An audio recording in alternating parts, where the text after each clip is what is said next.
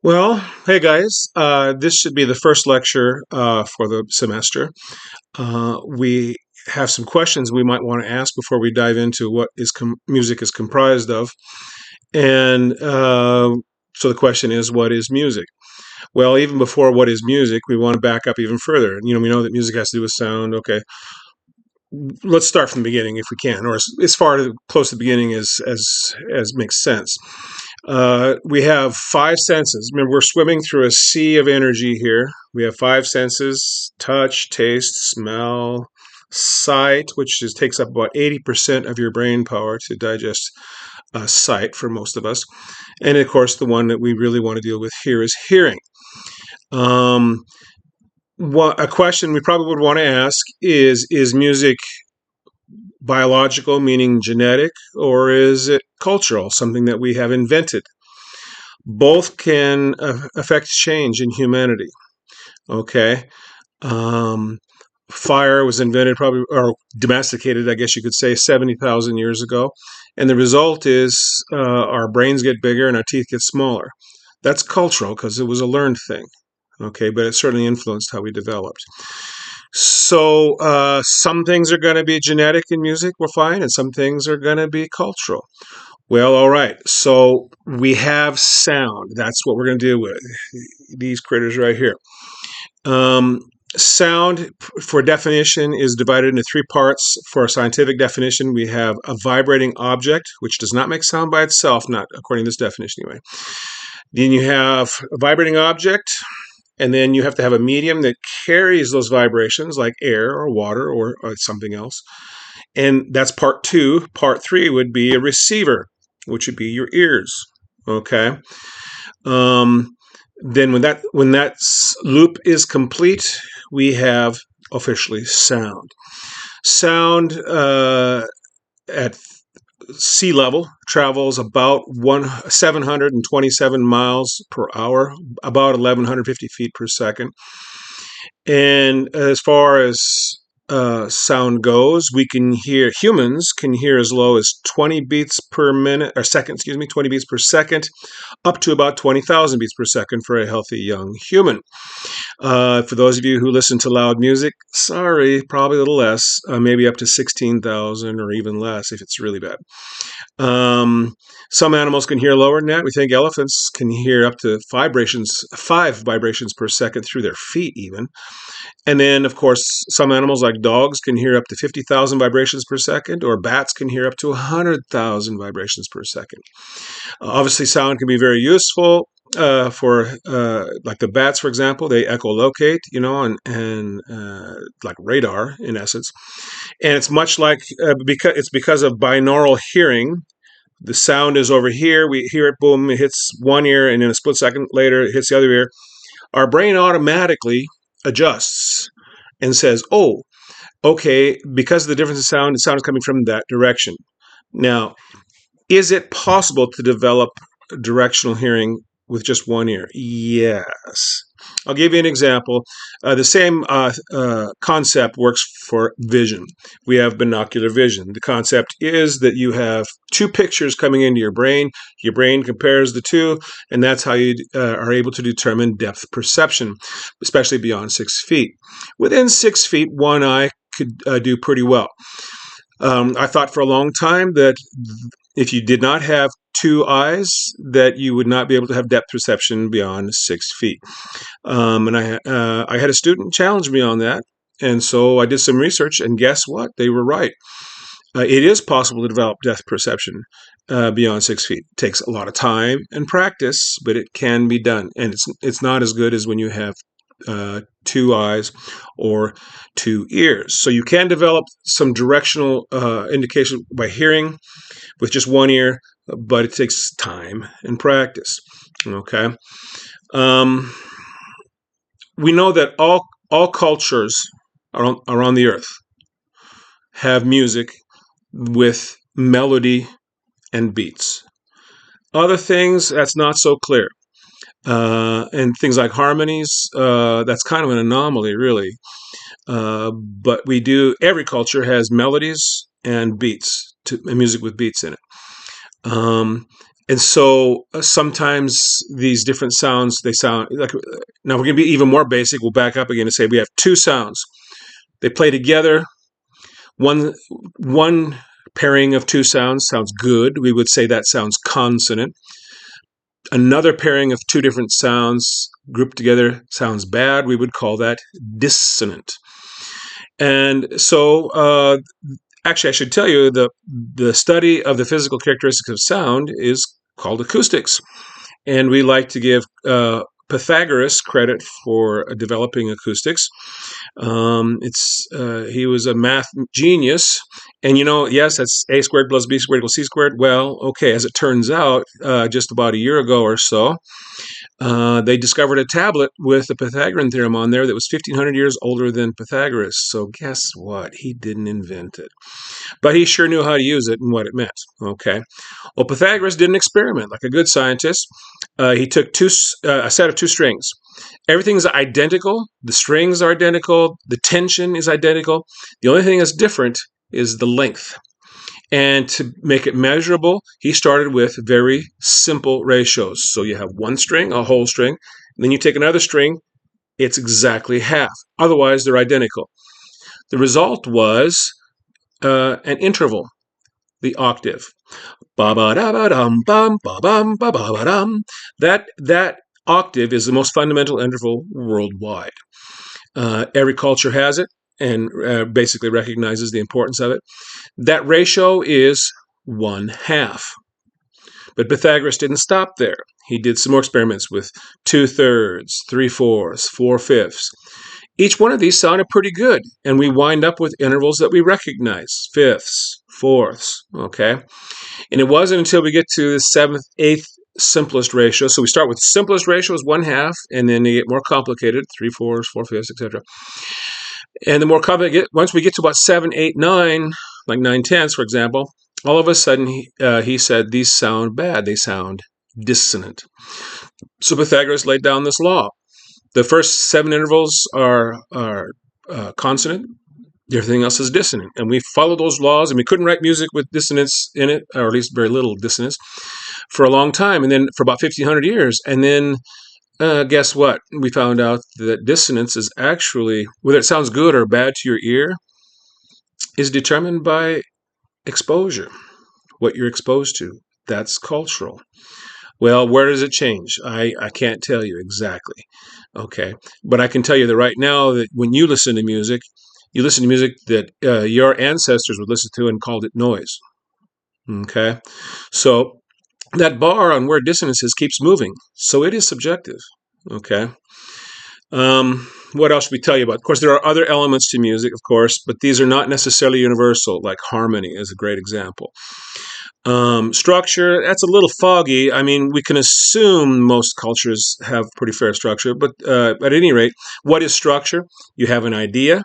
Either you repeat the idea, you take that idea and change it a little bit for variation, or you give it something totally different, which is contrast. So you have repetition, variation, and contrast. This creates form or structure, which is quite important in music and quite important to everything for us to understand what's going on.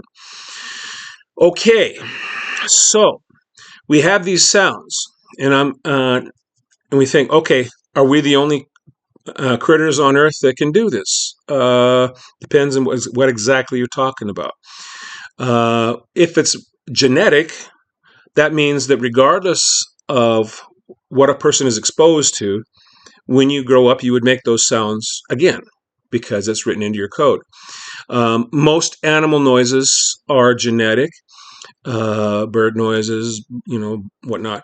But what humans can do, which is a little unusual, we're called complex vocal learners, which means the reason melody is so important is because we use melody to convey information, speech, if you will. My voice goes up, it goes down. Is that a question? Yes. Okay, so there's a lot of information in what our pitch is doing. And so that's why, because we so desire to know what's going on, pitch or melody is extremely important in every culture on Earth. Okay, we hear a melody, and what is it we react to? Well, there are certain intervals that humans tend to use. Okay? When we take those intervals and put them into an organized form, we tend to react to those. Now, some people would refer to this as a language. Okay? A language for what? Now, I need to make it clear here that for a long time, there were some assumptions made that music and math and some other things were byproducts of the development of language. Most brain research is actually less than 30 years old. And as they start to study your brain using electrodes and whatnot, they found out that, guess what? They're not the same. Different parts of the brain are used for each of these areas: math, music, language. And they believe that maybe music developed before language. Why? Well, if music is a type of language, what kind of language? Well, I think if I gave you enough time, you would come up with it. Emotions. For the most part, music is a language for emotional conveyance. Okay?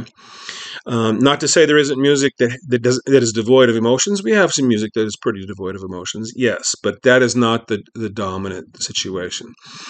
So we have this language for conveying emotions, which has been important to us for as long as we've been on this earth, probably. Okay. And then it turns out that some sounds, because of the way our voices are, we use these sounds in music and we react to it emotionally. Okay. Now, a lot of times I get asked, do animals make music? Well, if you use human intervals, not so much. But you guess what? If you record animals, listen to the intervals they make, and then write music using those intervals, guess what? They respond. So those are animal emotions. Okay. Different than ours, at least most of the time, but still, so do animals make music? Well, okay, here's another layer of this. I was talking about complex vocal learners. Now, humans are complex vocal learners, and this comes down to culture now. What that means is we can convey information, or our culture, if you will, from one person to the next through oral communication. Orally, we can convey information. I say, that is a doorknob, you use it to open the door. Now you know. That has been passed on to you, having never tried it before, that you use that doorknob to open the door, and I can tell you how to do it and everything. Okay? We're not the only animals that do that. Most animals do not, but some do. For example, we have songbirds and parrots and dolphins, beluga whales. So, yeah. Now, interestingly enough, most apes are not complex vocal learners. Well, okay. But there is something, even for the other complex vocal learners, there's something that humans do that is quite different from other animals, and that is we can understand transposed melodies. So if I sing, row, row, row your boat gently down the stream. Okay, you hear that. Forget the words. La, la, la, la, la, la, la, la, la, la. Now, if I ask you, is this the same tune? La, la, la, la, la, la, la, la, la, la. You would say, yes, that's the same tune. That tune has been transposed up, and yet we hear that. Interestingly enough, most animals, if you take a songbird, for example, they respond within their range to certain melodies, but if you take that melody and transpose it higher or lower, they don't recognize it. Now, why do humans do that? Well, there's another unusual thing about humans, in that when we hit puberty, our larynx drops, boom, in males, okay? Which leaves our voices approximately an octave lower than females. This is a little unusual in animal species. Most animals, the male-female genders are in the same. They communicate in the same range, mostly. So obviously, for us to be able to understand each other at all, and here's where somebody's going to throw in a joke about men are from Mars and women are from Venus, whatever. But nevertheless, if we want to communicate at all, we have to be able to transpose. Okay. All right. So we can convey this information, and that includes music, from one generation to the next, orally. And then the question is then, of course, how accurately. And I'm going to come back to that in just a little bit. Now, that's pitch and melody. Now, what about beats? Well, is that obvious? I hope so. Boom, boom, boom, boom, boom, boom. You've got a timekeeper in your chest. Interesting physical fact, a pervasive pulse within a given range. if it's strong, your heart will synchronize to it. Usually between 40 and 200 beats per minute. Okay, because that is within the normal range of the human heartbeat. It will try to synchronize. And then, of course, your body tries to synchronize with your heart and everything else. So is it any wonder when you're at a concert that you're bopping with the music? Yeah, makes perfect sense. There are some magic numbers here, though, that seem odd. For example, you go to a concert and everybody's clapping, but they're speeding it up.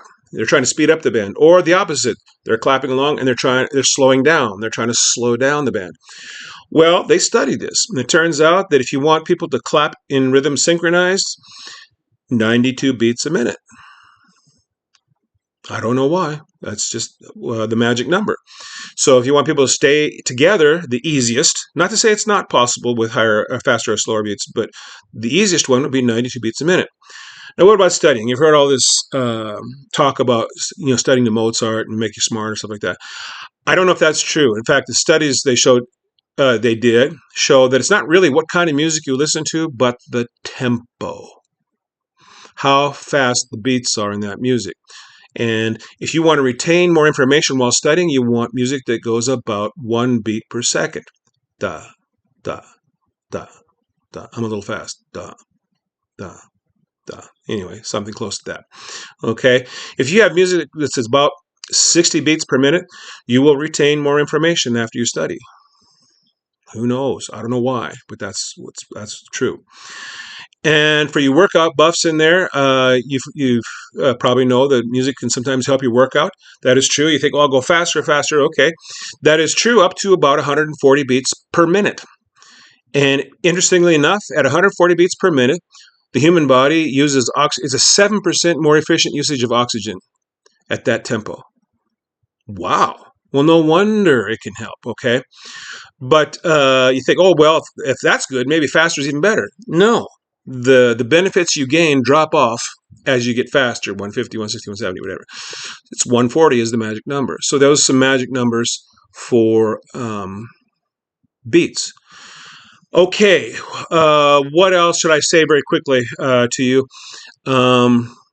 What is music? For now, why don't we just call music a language for emotions primarily? Okay, there are exceptions. Okay, is music like math, or do animals music? Well, I think we have to conclude that animals do music, just in their own fashion.